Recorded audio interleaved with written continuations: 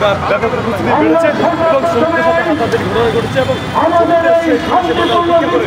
দেখতে পাচ্ছি যে তাদের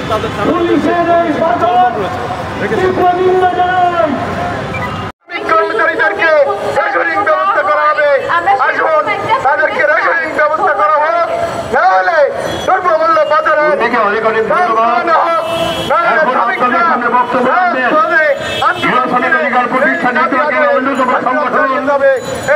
মানবাধিকার সংগঠন সবাই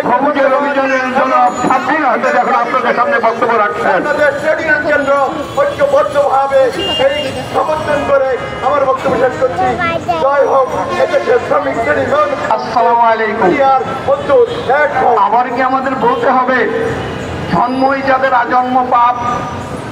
মাননীয় সভাপতি, উপস্থিত সুধীজন, আপনারা যারা শুনছেন, অত্যন্ত দুঃখের সাথে আবারও আমাদেরকে দাঁড়াতে হয়েছে এখানে। কেন বাংলাদেশ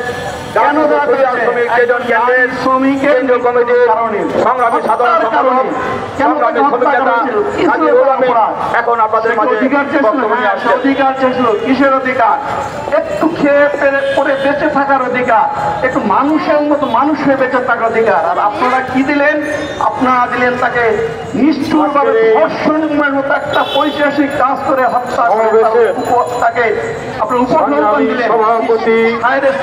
কি বিচিত্র এই দেশ! আবার আমরা